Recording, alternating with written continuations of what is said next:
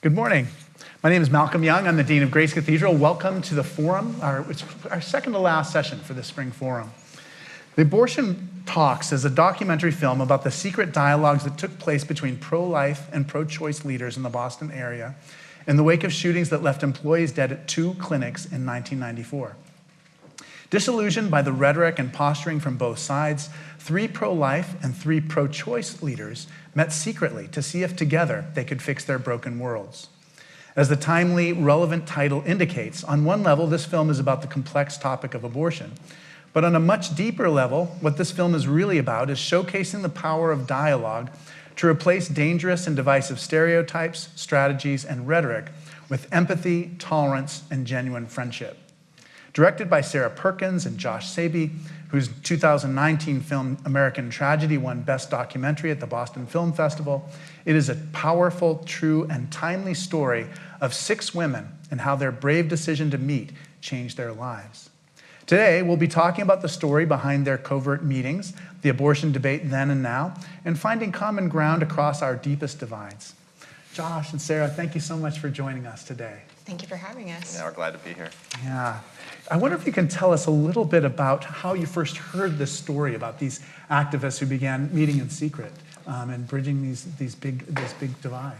Yeah, I can talk a little bit to that. So honestly, we were concerned with polarization in the country, and I was actively, at this time, looking for a story that could get to the heart of it or give us some hope or something. I was just looking for something that also would be engaging enough that people would want to watch it, honestly. Like, it wouldn't just be a boring, like, kumbaya, people getting together, being happy. You know, like, I wanted a story that really could communicate.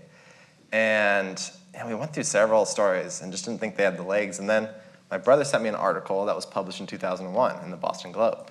And it was an article written by these 6 women.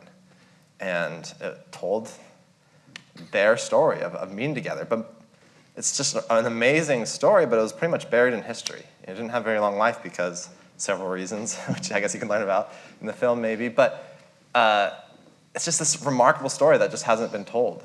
And we realized this was our story we needed to tell. Yeah. Sarah, can you talk a little bit about your first impression of these women when you first met them? What kind of stood out about them when you first talked to them? Yeah, so onboarding the women was difficult.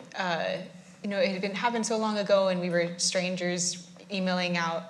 But a few things stood out. So we started filming right as COVID had sort of finished peaking, and we were starting to come out of it. But for several of these women, we were the first people in their homes since COVID had happened.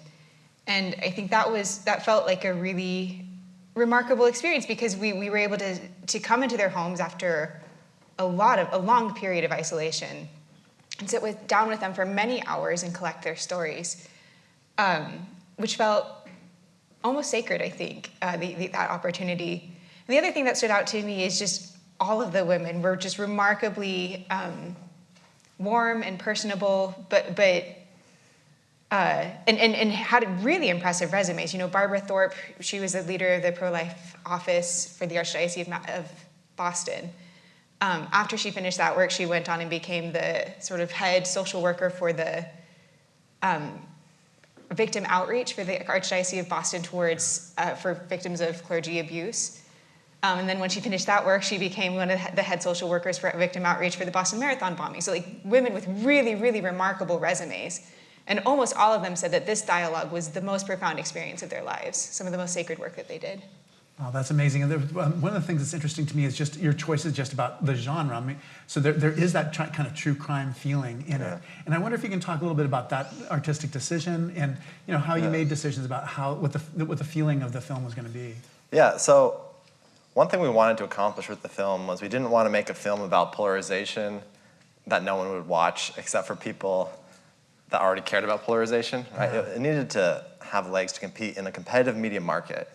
And so actually the true crime element was really important because that's what a lot of people watch. And it gives it tension, it gives it, you're not watching this like, oh, I should probably watch this. It's really engaging and you want to watch it. And that's what we think we needed to be able to compete in the media market so that people actually watch this and actually get the message. Yeah. Were there did you see them interacting together very much, or was it mostly one-on-one interviews in people's homes? We saw Both? them, yeah, both band, yeah. So we did all the interviews in their homes, but we saw them on Zoom calls together. We planned to launch together in October, where they all met together. And then we screened the film. The first time the women saw the film all together was a week after the Dobbs decision came down. Oh, wow. So we were pretty apprehensive going into that meeting, as I'm sure you can imagine. That was amazing because in a lot of ways their roles sort of switched, right? Right. And they actually were amazing at how they talked and how respectful they were to each other. But yeah, there was definitely some tension there at that screening. Back in the time when they first, maybe you can talk a little bit about just the impetus for these meetings. So John Sabey went and murdered people at 2 different abortion clinics. The trial was front page, is on the news everywhere. And the Archdiocese is saying, gosh, this reflects so badly on pro-choice, on pro-life people. So how did these 2 groups of women begin to kind of make contact and first explore the possibility of having these secret meetings? Yeah, so there had been some sort of vague calls for common ground talks between Governor William Weld, and Bernard Law, the bishop, or cardinal. Cardinal Law, yeah. Cardinal Law. And they met together on television in this big televised broadcast, and they shook hands and said see, people from opposing viewpoints can come together. And then Nikki, I think probably pretty precisely says, men often have ideas and then women do the work. And so that was one of the best parts of the film. Yeah, it's great. And so after that, Laura Chasen, Yeah. and Susan Podziva, the 2 moderators of the dialogue, started meeting with all of these different leaders of these movements, of these organizations, and started winnowing down to these 6 women, and invited these 6 women to participate in these dialogues with a strict confidentiality agreement. They were not to talk about it with anybody besides their spouses. And then they had the first meeting in September. And I'll just add, I think there was a real desire to do the meeting because publicly, right, they were worried about optics. They had all these things they had to consider, as representatives of a movement. But they really, I think, had a real desire to just meet and talk and understand each other without all of that pressure, without all of that rhetoric, and without all of that, without all those onlookers. So they met secretly, and that was really important. It had to be completely secret. They didn't tell anyone about these meetings. As a matter of fact, this is in the film, but Franz, was it her secretary, thought she was having an affair because she kept sneaking away to these secret meetings because they really didn't tell their own movements about it. It was completely secret. What was the first? Oh, go ahead. Sorry, and there was one moment when Madeline McComish, somebody in her organization, said, it had gotten out that maybe these secret meetings were happening, and somebody in Madeline McComish, the president of Mass Citizens for Life, said, Mass Citizens for Life had better not be participating in these meetings. And Madeline said, Mass Citizens for Life is not, because it was written in the contract that you are not coming as a representative of your organization, you're coming as yourself. Yeah. What was that first meeting like? And then what framework did they use for running the meetings? Yeah, so we were lucky enough so these meetings were all recorded. The audio was recorded. Right. We were lucky enough to probably listen through most of them. So I heard that first meeting. I didn't get to see it, which would have been awesome to see it. But I got to hear that first meeting. And it was, as you can imagine, they walked in, it was very tentative, very hi. They had never talked before. They had seen each other on TV, but now they're actually meeting the people, and so there was a lot of just that sort of small talk, hi, getting to meet each other, and then right away it became very structured. The moderators really structured it so that they didn't have to guess their way through. They were given real intentional tasks that allowed them to deal with really complex issues and to talk about it. What's an example of an intentional task? I know that just the nomenclature, the language that you use, what do we call, an unborn baby, a human fetus, those kinds of things. Maybe you can talk a little bit about the work that they had to do. I'll talk a little bit about that, and then if you want to add on.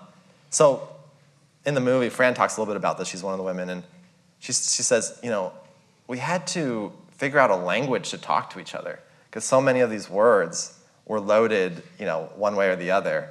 And so you brought up fetus or unborn child, those were like how the different sides referred to, what was in a woman's belly that was aborted. They use abortion. I can't remember what terms, but it was really hard to even talk about the issues without setting someone off or upsetting someone.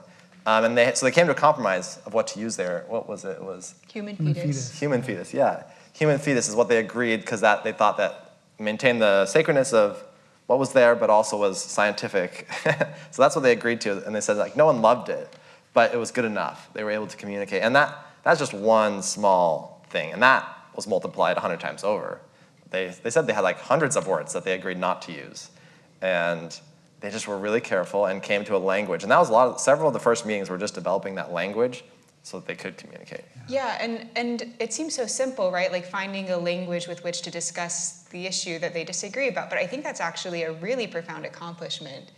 You think about how the two extremes in the political spectrum can't really talk to each other because they use totally different words. And even the words that they share mean totally different things. Patriotism means very different things in different parts of the nation. And so the ability to co-author a language with which they could discuss the thing about which they disagree in a way that they could actually understand what they're saying, I think is a huge product of this dialogue that had real waves beyond the basement. And I might add that I do think this is necessary in some of these really intractable issues. I don't think you would walk away from this movie and think, there's no way you can ever talk to anyone that you disagree with without forming a whole language, right? It's not always this hard, but these were leaders of movements with all of this entrenched rhetoric, and there was a lot of work, and maybe it's necessary depending on the issue. Yeah, and I mean, even the words pro-life and pro-choice, anti-abortion, all those words are they're disputed words, so I can imagine. And I mean, one of the things I thought was interesting is that the film implies, too, that just the way that the women talked as spokespeople after the dialogues was influenced by this. And I wonder if you can just give examples of that or describe how that Yeah, was. absolutely. So when we were working on the film, we were also going through archival newspapers from the Boston Globe, especially during this time. And we actually came across an article where Madeleine McComish, the president of Mass Citizens for Life, came out very publicly saying, we're no longer going to refer to our opposition as abortion advocates. That's not what they want to be called. We're going to call them pro-choice as per their preference. So that's one example. Another great example is also Madeleine McComish sort of oversaw the communications that they would put out and op-eds and such. And so Nikki Nichols Gamble, the president of Planned Parenthood Massachusetts, had written an op-ed in the Globe. And somebody from Mass Citizens for Life had written a counter opinion that they wanted to publish as an op-ed. Madeleine read the counter opinion and said, that's not what Nikki said. You're not responding to what she said. And the writer said, well, you don't have to tell me what she said. I know what she said. And Madeleine said, well, I don't believe you're responding to what she said. Therefore, this isn't going to go out. And there's lots of little examples like that of sort of public impacts of this very, very private dialogue. The one other thing I want to bring up is another article headline that we had found searching through the Globe before they had ever gone public with this dialogue said, has anyone's opinions changed on abortion? Maybe not, but the rhetoric has. And so I think there was this recognition publicly that something had changed that had impacted the way that they were addressing each other in the public space, even before they knew the cause of it. I do think that's really amazing that they recognized, the impacts were noticed before they even knew how it happened. And that's how so much of this work happens. So much of this bridge building work is hidden work. It's not public. It's not exciting often. It's not, it's just not full of rhetoric and, come protest with that. It's the opposite. In some ways, it's soft, it's careful, it's intentional, but it's really crucial and really impactful. So this happened in just a relatively small world. I mean, Boston is called the hub, and the hub, the circle, the wheel is New England. Yeah. And so there was a way in which news media was very different in the 1990s. It was a small region where you could actually have leaders meet with one another. What do you do when you're talking about a much larger system and new technologies? How can we make use of the things that we learned in these dialogues, in the polarization that we experience right now? Well, I'll just say that these meetings, were run by, what was it called before it was Essential Partners? It was The Public Conversations Project. Public Conversations Project, which was one of the first bridge building organizations. And through these meetings, they pioneered several, I guess, methods for bridge building. And these have grown. Like, this really was, in a lot of ways, you talked about spokes and wheels, this was like a central moment that sort of has gone out, and now there are, like, across the country, there are 500 or more organizations that deal with bridge building. And almost all of them can be tied back to what happened here. So just the power of what happened in these meetings that has now, grown to 500 organizations across the country that are doing the bridge building work. And a lot of that bridge building work, like you said, is like, in this church, that congregation, that workplace, like all these little places. But some of them are broader and with leaders of across the country. And there's a lot of different organizations doing a lot of different work. And it's work that we all need to think, how can we help that work? How can we be a part of that work? And what can we do to help it? Yeah. The San Francisco Interfaith Council has like rules about how to pray in public, for instance, like accepted practices, and I think it's very helpful. It just allows us to each express ourselves fully, and it really is good, and it's all clarified ahead of time. But I can imagine, and each one is totally unique to its own region. The interfaith group that's on the peninsula has a totally different feeling, a totally different way of functioning. I think you need that, right? Like, you need those that local work needs to be done. But then there's also a place for global and national work. And I think that's why some places are going to be more important in the future too, because there are places that are just more homogeneous in terms of the politics of the people in that region. Yeah, for sure. Yeah, I mean, I think it's a big problem. You assume often I think we assume the takeaway is like, go talk to your neighbor, but that's becoming more and more unlikely that you'll find a neighbor who thinks very differently than you do. Yeah, I mean, it's funny because for the first time in my adult life, I began having friends who were leaving California for political reasons to go and be places where there were more people who had their viewpoints. Yeah, and that's been documented, how we're really becoming more and more isolated, even within neighborhoods. Like, certain neighborhoods have certain political beliefs, and that's a problem. And there's organizations dealing with that. But yeah, that's a real problem. And I guess that's one thing I think this film is, in some ways, is a message to leaders, because these were all leaders. These weren't just, like in this story at least, these weren't just random person on the street talking with someone they disagree with. These were leaders of organizations.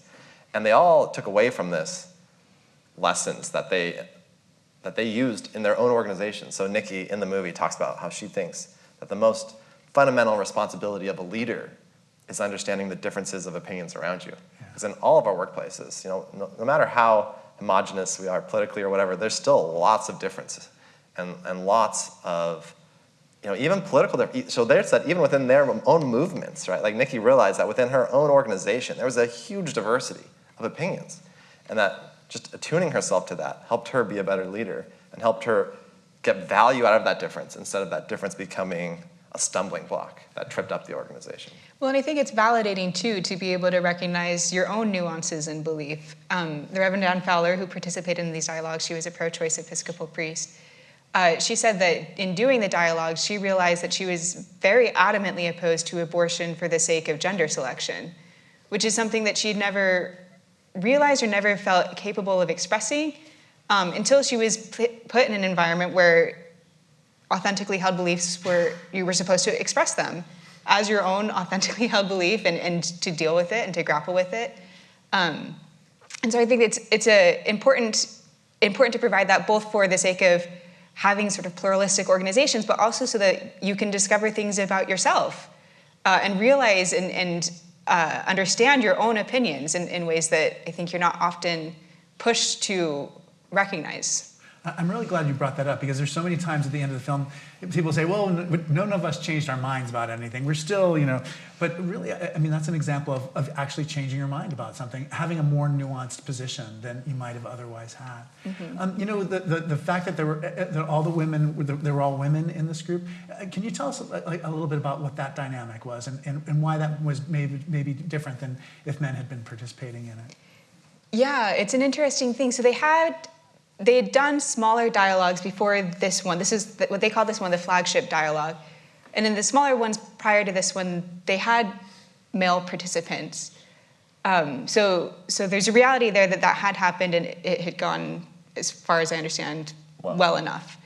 And there's this other reality that all of the participants in this dialogue indicated that they don't think it would have been possible if a man had been involved. That something about the dynamic of all women sitting together was powerful and essential to the success of the conversations. Yeah, I think they felt like there was something like a women's work going on. Yeah, it reminds me a lot of Against Literary Darwinism, an essay by Olivia Frey, who talks about how there's a womanist rhetoric that tends to be devalued in public spaces, but that's actually really essential to a functioning, healthy society that tends to be more backgrounded, less aggressive, less abrasive, but does really important sort of bedrock work in building pluralism and tolerance and appreciation of diverse modes of address and perspectives. Yeah. I'm totally going to read that. Yeah. Well, I'll just say, the other thing about the women there is this is just sort of what they had, right? Like, in a lot of ways, at the very beginning, they kind of thought, I wish we had some men here. I wish we had more diversity here. So they were all white women. They're like, we really should have more diversity. But these were the leaders. Like, these were the 6 leaders, like the 6 main leaders in the field. And they just decided that they had to start. And this is sort of the state of affairs. This is who was leading the organizations. And like they talk about how Cardinal Law, who sort of was a spokesperson in some ways, was not the leader in the area. Like, the leaders of the movements were these women. And oftentimes the people on TV were men talking about it. But these were the actual leaders that actually ran the organizations. And so that was just sort of who they had, who was leading. And I think in that sense, the dialogue was a way of reclaiming the rhetoric on a women's issue by women in what often publicly I think was sort of a male-dominated discourse. Yeah, I mean, the film that you show of Governor Weld and Cardinal Law together, here are these two people who, in maybe the public eye or the media's eye, are these big authorities, but it's an authority that they've seized. They're not recognized by their institutions as having that power. Yeah. Exactly. With the Supreme Court decision, maybe you can talk a little bit about how that changed the women's perspective of what it was that they had been doing, years earlier. This recent Dobbs decision, you're saying? Yeah. Yeah. Because there's a moment in the film where one of the pro-life people is talking about how this was just kind of good for her movement to kind of like legitimize the movement, help people to be able to hear her message a little bit better. But I wonder if you can talk a little bit about what it means after Dobbs. I can say a little bit about what we witnessed when we watched the film with these women. And the pro-life women were very worried about the pro-choice women. They said, we don't feel exultant. We don't feel like what we feel right now is we want to care for you. We want to make sure you're okay. And we want to provide, support to you. And that was pretty amazing, because I think they felt like this was a big victory. It wasn't that they didn't care about the issue. But what was worrying them, because they had been on the other side of it. They had been where the Supreme Court was against them. And they knew what that felt like and how hard it was. And they expressed multiple times just sort of concern for the pro-choice women who were going through this. Yeah, and they express that within their movements as well. All of them are still very involved in the movements. And they had spoken out to the current presidents, the current board members of their pro-life movements, that what our main task at this point needs to be is to repair, is to reach out and to, repair those relationships and show sympathy and empathy of what is obviously a deeply disappointing decision. And they were also really concerned about women. Like, they realized that laws aren't caught up to this, that there's going to be people that aren't going to get what they need, that they needed to be there, to support those women.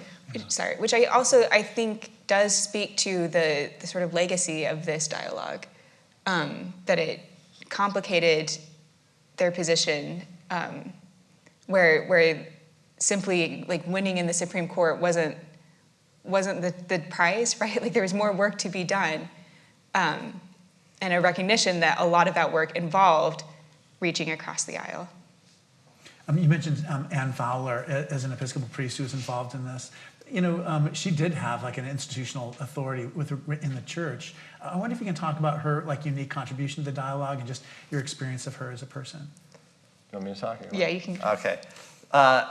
When you first meet Anne Fowler, you realize that she's like a force of nature. She's someone who's got opinions, and she's going to share those opinions.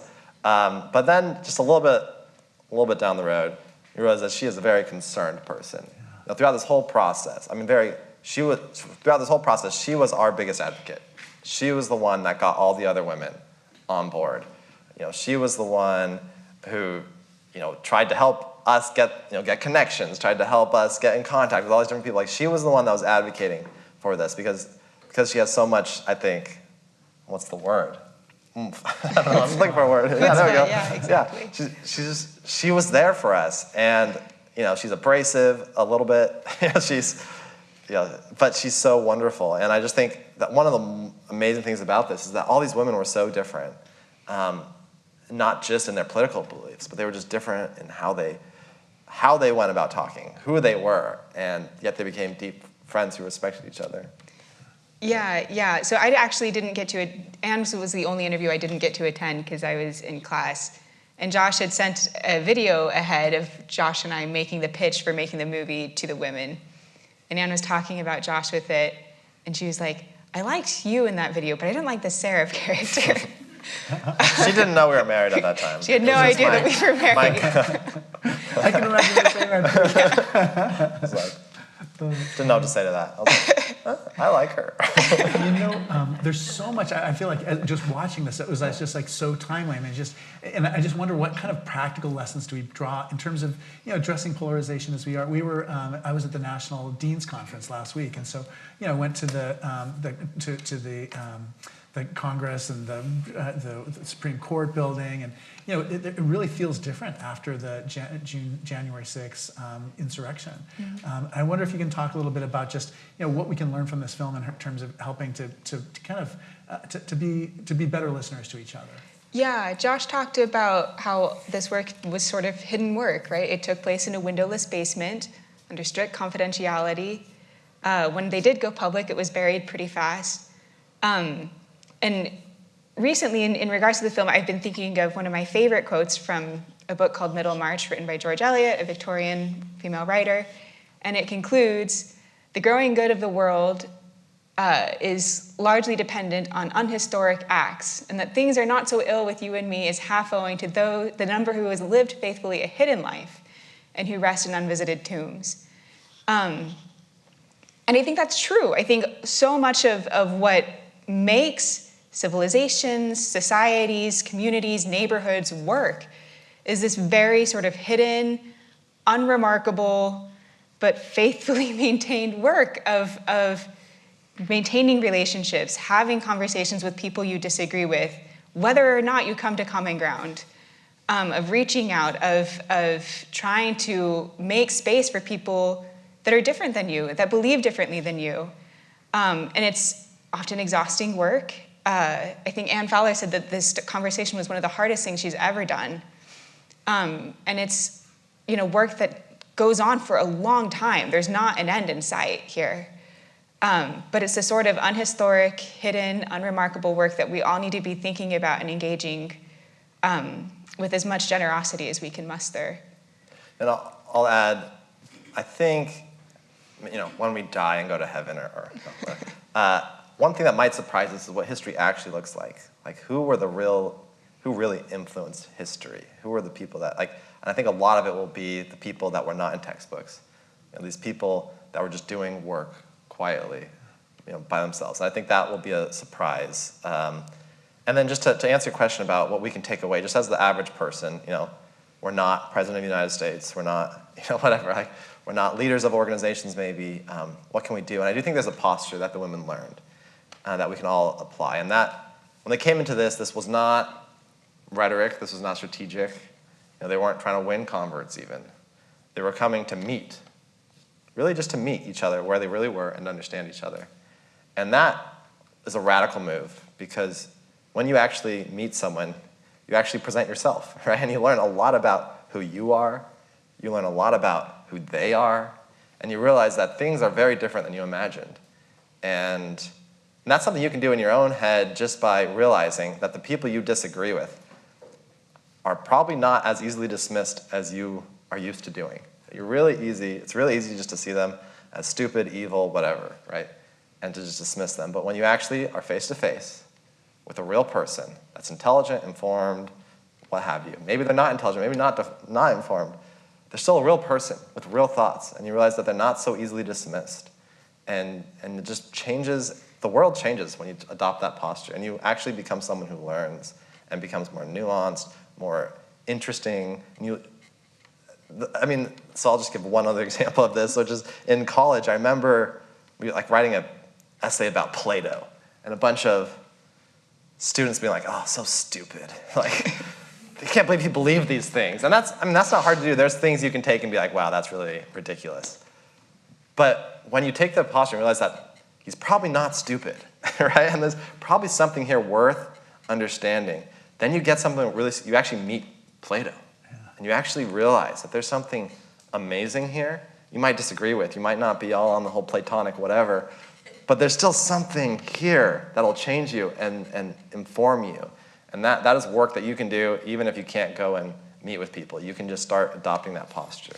And I really do appreciate the work that places like Grace Cathedral and I think especially other religious congregations are doing, because in some ways I do feel like the bridging approach is like not that dissimilar from religious work, right? I think at their core, religions are always engaged in bridging people to each other and to the divine, and that's holy work, and that's work that you guys are already doing, and that we, I think a lot of people are invested in already that we can support. Yeah, I feel the quote of knowing the people around you and what their different views are. I really do think there's something really to that. Yeah. And because you're right, there's no group that's fully of one mind about anything.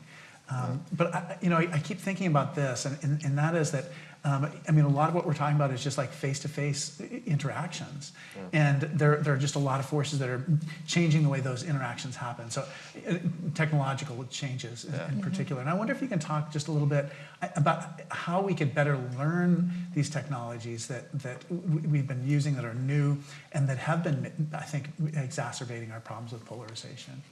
Well, yeah. So one of the problems I think on social media is that's a public forum most of the time, right? Most of the time, you have an audience, and it's really hard to avoid rhetoric and strategy, right? When you're sort of talking to someone, but you're also talking to the rest of the world. Yeah. Like that's what the women were all leaving to go into this room, because you can't have that audience, all of you guys. You can't be there for us to have, right?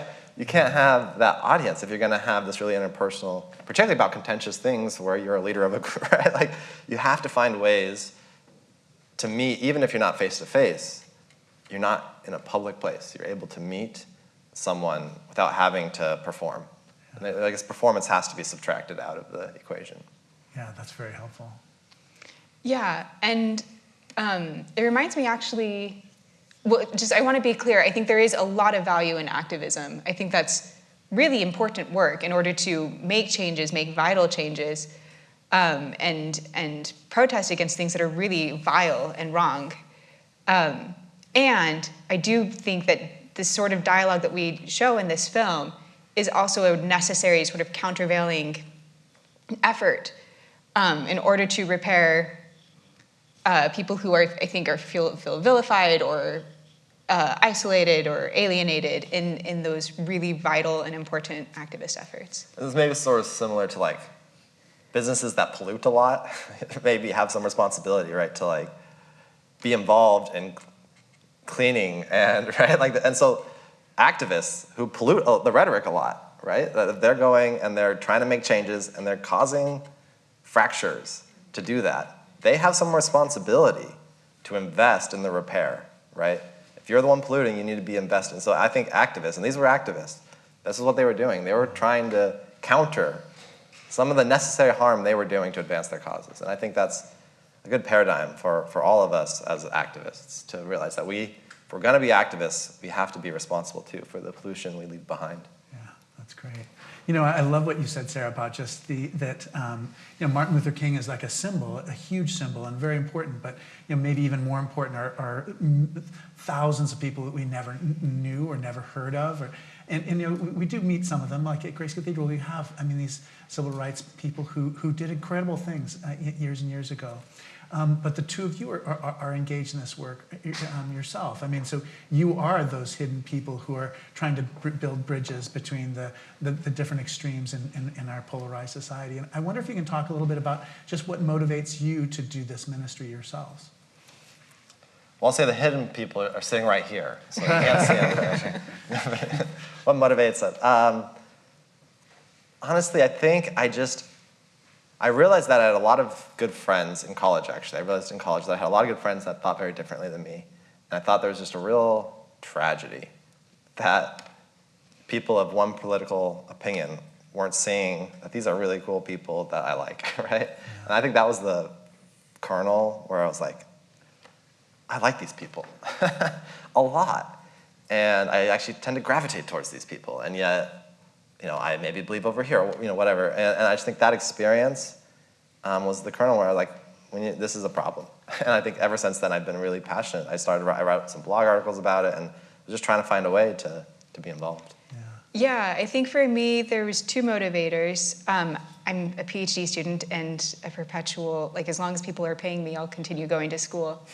And in my PhD program, there was a girl in my cohort who's very intelligent, studying early indigenous literature, who prays every day that abortion will end. And she would never air that opinion in our classes, even though it's her authentically held belief, for fear of being called out or kicked out of class. And that seemed, I think, like a failure to me of the university system, where we're supposed to have this exchange of ideas, and ideas are able to be aired and challenged. And so I think that really profoundly impacted me, and recognizing how more and more this sort of breakdown of the currency of ideas. And then I think the other place where I was really impacted is we, in our church setting, we had seen more and more of our friends leaving the pews. And these were intelligent, thoughtful, wonderful people who we would have much preferred to be sitting next to in Sunday school and Bible study, because they felt that their ideas and their perspectives and interpretations were not welcome. And I think that, again, that felt like a failure of the church system to provide a space for these ideas that didn't fit cleanly within the larger cultural narrative. Yeah, thank you. One of the traditions we have at the Cathedral is we take questions. So people write questions from the audience, and I read those questions. So Rebecca is going to be collecting those questions. I wonder if you can talk a little bit about just like film too, just like why film is something that you've both chosen to work in. What was your experience of film as children? Was there something that you remember from your childhood about film or moving pictures that influenced the way that you gravitated toward this field? Yeah, so Josh and I are both English majors. Yeah. We met working at the University Writing Center, and then we graduate, and remarkably, it's really hard to be a writer. It is, but it's really important. You're professional humanities scholars. Yeah. And we need professional humanities scholars. Yeah. And we do write. Yeah, we write as well. But I think there is a realization that increasingly the main mode of communication in public spaces is moving pictures. And honestly, part of it was mental health for me. She was still getting her PhD. No one would take me as a PhD student, apparently. I don't know. I couldn't get it. But, I would have taken you if you had. Thanks. Okay, sure. I appreciate it. But she was still going to school. I was trying to earn money. But writing is great, but it's also very isolating. Like, it's you at a computer. And I wanted to be working with other people a little bit sometimes, right? And this was just a way. It was like, I can do the same sort of work. It's storytelling, but it's with others. And I think that was really attractive to me, that I didn't have to just be by myself all day, every day, And so I was looking for that avenue. And I do think it's been really great for our family. We have 2 little boys. We're a husband and wife filmmaker team. And it's been, I think, really healthy for our little 4-year-old to be presented with a number of very different people. We filmed in a variety of very different places and amongst very different populations. And Can I speak to that? Yeah. Well, just we often bring our kids with us. We didn't bring them here, but and we've done things, in ghettos with drug addicts, and we bring our kids with us, and they've been touched that we brought our kids. That's been something that has moved many people, that we're here with our kids in their home. So it's great. actually When I went on a sabbatical to Africa, and we met so many people we would never have met because we had small children with us. Yeah, and it no, was for kind of real. a door that opened up to our life. Yeah, absolutely. I think bringing kids, especially when you have cameras about, just changes the dynamic. People become much more comfortable and I think, feel trusted and thus are more willing to trust you with their stories, which is the most remarkable part of documentary filmmaking. Yeah, that's great. Okay, so here's, from your report on this dialogue, can you read any of the answers from pro-life voices? Okay, so can you report on any answers from pro-life voices to this question? I understand, quote, I understand you hold a position of pro-life with respect for your, oh gosh, I'm sorry. I'm doing my best here. I'll be choosing all the questions that have the clearest handwriting. Okay, from your report on this dialogue, can you report on any answers from pro-life voices to this question? Quote, I understand you hold a position of pro-life with respect to your position. Why do you feel justified telling another woman how to navigate her path? All right. Yeah, so I think the question is, how would pro-life advocates answer that question? Yeah. Oh, no, was it pro-life? Pro-life, yeah. Pro-life? Okay, yeah. That's Yeah, definitely a so- question they get a lot. It's Yeah. a very common question. Yeah, so again, these are 3 pretty individual women, so I think they would have different sorts of answers.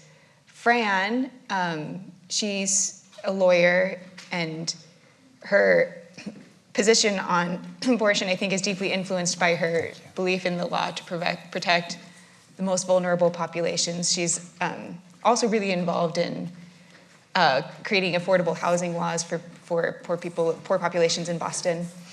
And I think she's very Kantian in her ethos.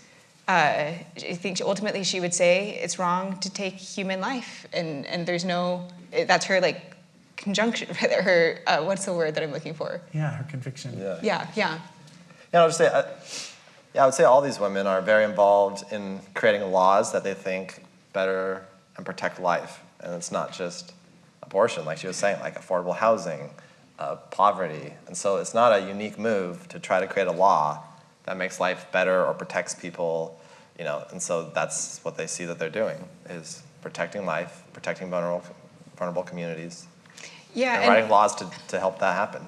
And especially in a place like Boston, these pro-life organizations tend to be not as well funded as pro-choice organizations, but a lot of the funding that they do, I learned in the course of making this documentary, which I hadn't known. At least in Boston, a lot of their work revolves around fundraising for giving baby showers for pregnant mothers who are impoverished, and doing daycare vouchers and that sort of work. So there's a lot of work that I didn't know goes on through these organizations. Yeah. How do you deal with the plethora of misinformation in trying to bridge and negative dialogue? What techniques are helpful for good dialogue? Yeah, some good questions. What was the first part of the question? Those techniques, and the first part was How do you deal with the plethora? dealing with misinformation. Yeah, misinformation. Yeah, there's a lot of work out there to try to. We were just talking today about different AI techniques to try to deal with misinformation, disinformation. A lot of that's just how information is spread, and that's always changing, but tends to still be social media, and there's a lot of people intervening in that and trying to address that. I do think there's a fundamental problem, though, which is there's a hurt below that that makes it potent, that makes disinformation potent, was when there are people that feel marginalized, isolated, not a part of a community. Like those are sort of more fundamental things that make that disinformation powerful. I would say there are people addressing that misinformation. We're more focused on that original hurt of division and things. Yeah, and in terms of techniques to make dialogues possible, I think as much as you can, strong manning your opposition. Meet people's perspectives where they're strong rather than trying to find the weak points or poke holes. Like anybody can poke holes. That's not particularly interesting. I think if you want to learn something or greet your opposition in a way that you'll actually understand them better, I think finding the places where they're strong and greeting them there. It's Last Black Man in San Francisco, right? Where they say, in order to hate San Francisco, you have to love it? Yeah, you don't get to hate it unless you love it. I feel like that was a great line that sort of captures like what it takes to really even critique a movement. Is first you have to really love it and get it first before your critiques are actually that powerful. Yeah. Was it in your material? I read that in the South they say that if you're talking so much about our team, then you're really part of our team. Like there is a way in which we have to care in order to be able to have these conversations. Yeah. Okay, how do you? These were all the leaders. Is there a message for leaders? Yeah. I mean, I guess I kind of said earlier that in some ways I feel like this is a message to leaders, right? And then in some way everyone's a leader within some realm. But, right, because these were all leaders and they were all engaged and they all learned something about their leadership that, like I said, like Nikki said, that the most important task of being a leader is understand the differences of opinions around you. And there's lots of ways that you can facilitate communication between subordinates or, so that they can have productive conversations. And in some ways, as a leader, you have power to create those environments. It's really hard as an individual, like just me by myself, creating those environments around me. But as a leader, it's actually, you're in a position where you can actually create environments where people present disagreements productively, where people that aren't able to express themselves get another chance to express themselves better. Right? Maybe they get shut down because they had a bad logical framework, but that doesn't mean that everything about it was wrong. And so you create environments where they get to show up again, and they don't just get shut down and pushed out. And that's a really important work of a leader. Yeah, and I think that's true whether you're a leader of a movement, of a corporation, of a school, of a PTA group or HOA group. Like we all have, I think, communities of influence where we have influence, and doing as much work as you can within those communities to allow for a pluralism of belief and for that pluralism to be expressed is important work. At Grace Cathedral, we have a summer survey. So, if anybody has any things I hate the hymns they choose, whatever it is, there's a chance to speak out. And then we also have a town hall meeting in August, just to have, if people have concerns, they can raise them at that time. But I really some great ideas. I think people that's could really take some of those work. ideas. Yeah, it's funny because now it's so easy to do surveys in a way that, some technology can make it easier for us to communicate in some ways. Mm-hmm. For sure, and like to allow for maybe someone isn't willing to put their name to something, but you can create ways that people can still, you can find out what's there and then allow it to come out. This technology allows us to do that in new ways. Yeah. So this person says, thank you. Maybe bridge building should be taught in our schools. It seems to be just as important as math and science. Kids model what they see. Have you ever heard of courses in bridge building like this refers to? Yeah, I remember Andrew Sidorkin, who's in the film. You don't see him that much, but I had a really interesting conversation with him during our interview. And he studies education. He's a dean of education at Sacramento State. Oh yeah, right. I remember him. Yeah, so he was in for one section. Yeah, he's just there for a second. It's actually a series. There's a longer where he's in more often. But he talks about how education hasn't, like most things, we become more efficient with technology. But like, for example, plays. Like it takes just as many man hours to run a play today as it did like back in Greece or Rome, right? So like we haven't become more, technology's changed, but we haven't become more efficient. Yeah. Education's the same way. We're not more efficient educating. And so that's, if like technology, like so much of so much of our focus on education is about like technology and almost like technological literacy. But that's not actually making it more efficient. And so like, what if that wasn't our exclusive focus? And instead we thought like, what is the actual work going on here? And in so many ways, the work going on is bringing children into a world of diversity and giving them skills to function and be happy and productive, right? Like that's the work that's going on here, and it's not efficient work. It's not something you can just throw a computer in front of and it's gonna happen. Like it's work that is all about this work. It's the work of people understanding, communicating, and that's something we really neglect in education. Often, instead we just technology. So I don't know. I think that's a good point that we need to not just be thinking technology and be thinking these really interpersonal skills as a really valuable part of what education is and can be. And there are organizations doing that work right now. Yeah, I definitely, the older I get, the more I appreciate people who kind of bring people together and can build bridges, and the less, I appreciate just like the sheer mental power that it takes to solve very complex problems. Yeah. So to the best of your knowledge, did any of the pro-life women have an abortion influence their pathway? What an interesting thought.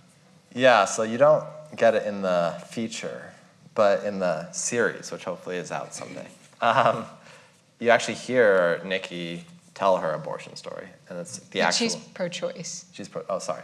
She's pro-choice. Oh, I messed up the question, but I'm still going to say this. She tells her story, and it's actually from the meeting, so it's from the audio from the meetings. Yeah. You hear her tell the story. And there were other women in the group that had abortions. It's an interesting group. Again, we talk about this more in the feature. So it's a group of 6 women. Of the 6 women who participated, 2 of them had children. And so I think, I don't know what exactly to say about that, but I think it is interesting, just the dynamic of that. And then 2 had abortions. 2 had abortions, and 2 had children. Yeah. And then one of the women, her sister had considered an abortion, and she felt very strongly that was a wrong thing. Yeah. Yeah, and not all of this is in the documentary because it's not something we wanted to share. But, Right, completely. But yeah, they all had very personal experiences with abortion. Last year, I preached a sermon about abortion, and I was shocked by how many people came and approached me afterwards to talk about things that they'd never told anyone. Yeah. So it really, I think there's another thing about this is that this isn't about things happening to those people out there. This is happening to us, you know. And I'll say Barbara Thorpe, who was the president of pro-life office of the Archdiocese of Boston, when she came in, she was the first lay leader. I don't know how that all works, but she was. Yeah, she's not a nun. Yeah, she's not a nun. She was just a person, but she was the leader of the office, the first person, and her mission was, what's it called? Project Rachel. So it's a remarkable program where the purpose of the program is to, because the Catholic Church was so outspoken against abortion, there was a realization that women were getting abortions and then leaving the church and never coming back because they felt so condemned.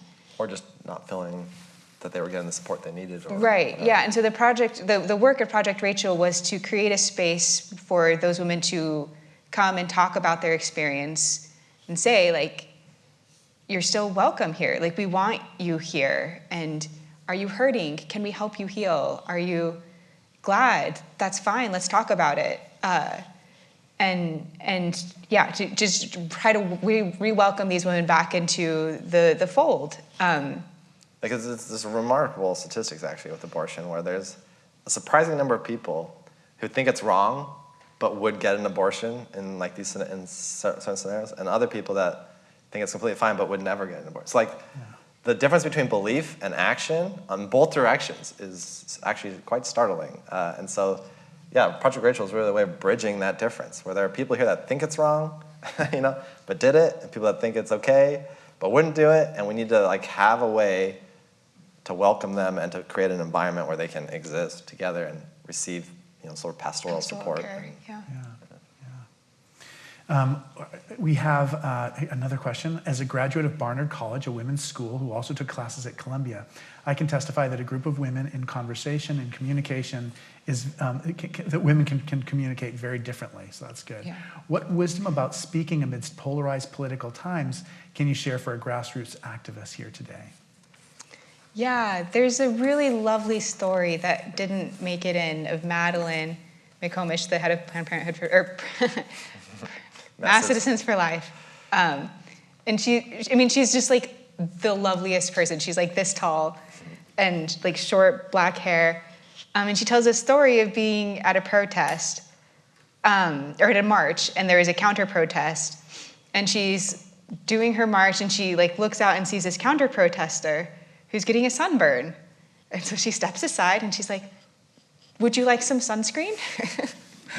She has a little fanny pack. And so she like pulls some sunscreen out of her march fanny pack, and the counter protester starts putting it on. And the counter protester says something like, "Why do you care so much? The world's too populated anyways." And Madeline says, "But that's not so. Humans are the most wonderful thing." And it's this moment of like humanity literally in the middle of opposing activisms, right? And I think seeing that and how that is possible, even when we're in the midst of our activism work, I think is really powerful. And I'll just say that there's a place for activism. Like, these women were all activists, and they used rhetoric and strategy, right? But they're, again, this kind of goes back to that pollution thing, but they also, because of that, felt that they were doing something that they needed to worry about, like they needed to repair. And that was part of this work. And so you're not going to be able to have like this perfect world where activism and dialogue coexist perfectly, and you never say anything offensive to anyone or disagree. That's never going to exist. Like, maybe at this moment you're an activist, but if so, just make sure that you're also looking this way and realizing that there's work to be done over here too. I wonder if you can talk a little bit just about what you see in the future for yourselves, and what kind of projects you might work on in the future. You're probably lining them all up. When we interviewed Ken Burns on the forum, he had like 17 different projects that were coming up after this. So maybe you have zero, though. Yeah. But then you can just talk about your hopes for the world. Yeah, no, we have several projects. Do you want to talk about Boys Town? Yeah, we have one documentary that's pretty much finished now, that deals with Boys Town, which was started by Father Flanagan, a Catholic priest. We actually got in touch with them through American Tragedy, our last documentary. Yeah. And they really take a behavioralist model to sort of troubled boys. And it's no longer like Catholic. It's now like non-denominational. But they really just focus on behaviors instead of seeing bad behavior as like a moral failure. They see it as a skill deficit. And they really just see behavior and teach skills. And that's like exclusively what they do. And they've had amazing success at helping troubled youth, change the trajectory of their life, way more than almost any other intervention. So we have a documentary sort of talking about that. What else are we doing? So as I mentioned, I'm a PhD student. I study 20th century literature and theology around the Book of Job. And so we're making a movie that's a retelling of the Book of Job. Wow, that's great. Yeah. That's great. The Stephen Mitchell translation. I remember reading that when I was like 18 years old. Yeah, yep. What fun. We have a few other book projects, but... Oh my gosh, what are the other book projects? We're changing the CPS system. Great, that's good. a long story. Yeah. Is that the flyer for... Yeah, so Yeah, thank you. Yes. Sure. So today at 2 p.m. at Glide Memorial Church just down the hill, we're screening the abortion talks at an interfaith screening event. So if you're around, please come. We would really love to have you all there. Yeah, that was what I was going to say next. Oh, Great, go for it. No, but it's been wonderful having you guys. Thank I you. can't believe our time's up. It just went by so fast. I have so many more questions about technology, about interviewing techniques, about like reenactments. Yeah. I have a lot of questions, so we'll have to save them for the next time you guys are back. Sounds great. Maybe you can do a screening here sometime, and we would love that. That'd be great. Yeah, we love that's that. definitely We'd love in that. our future for sure. Okay. Yeah, that'd be great. Please join us next Sunday when my guest will be Caroline Alexander, the classicist, best-selling author, and the first woman to publish a translation of Homer. We'll be talking about her translation of the Iliad, about the relevance of the story today, and the enduring power of poetry. You're very welcome to join us at the 11 o'clock service today. And then I encourage you to see the film at Glide Memorial Church at 2 o'clock p.m. We appreciate your support for the forum. Gifts of any size make a difference. There are many ways to give, including online at gracecathedral.org. Josh and Sarah, what a pleasure. It's been such a blessing to meet you. There's so many things that you guys both said today that are going to stay with me for a long time. Thank Thanks, you. Malcolm. We're so glad to be here. Yeah, thank you. Awesome.